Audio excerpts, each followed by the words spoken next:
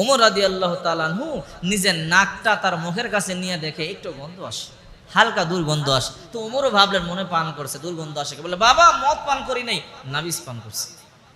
ওমর রাদিয়াল্লাহু তাআলা আনহু বলে তাকে তার হাত পা বাঁধো, মসজিদের পিলারের সাথে হাত পা বাঁধো, নামাজ পড়ার পরে তার বিচার হবে।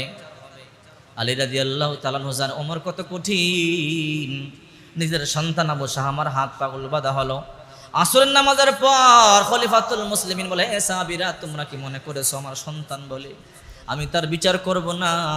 না না, আমি সবার জন্য এক, আমি নবীজির সাহাবী, আমি আল্লাহর পয়গম্বর থেকে 2 নম্বরে শিক্ষা গ্রহণ করি নাই, আমি আল্লাহর পয়গম্বরের সাহাবী, আমার সন্তান ভুল করেছে আমি তার বিচার করব। খলিফাতুল মুসলিমিন মনে একটা স্পেশাল চামড়া চাবুক ছিল, চাবুকটা জল্লাতের হাতে দিয়ে বলে, জল্লাত এই চাবুকটা দিয়ে আমার সন্তানকে 80টা ডোরনা মারো, একটা ডোরনাও কম মারবা না।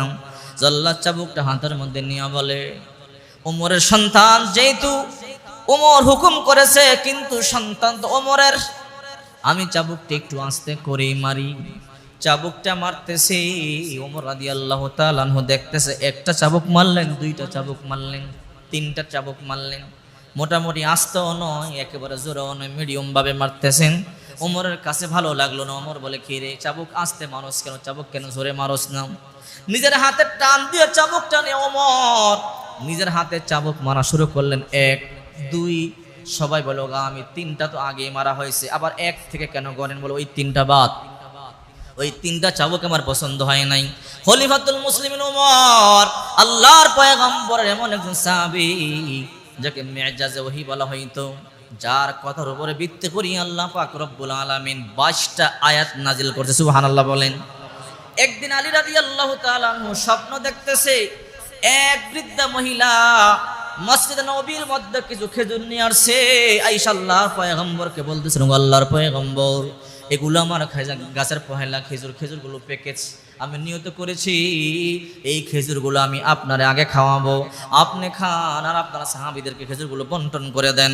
আল্লাহর পয়গম্বর আলী স্বপ্ন দেখতেছে, আল্লাহর পয়গম্বর নিজের হাতে খেজুরগুলো বন্টন করে করে দিচ্ছেন। আলী রাদিয়াল্লাহু তাআলা আনহুকেও একটা খেজুর দিলেন।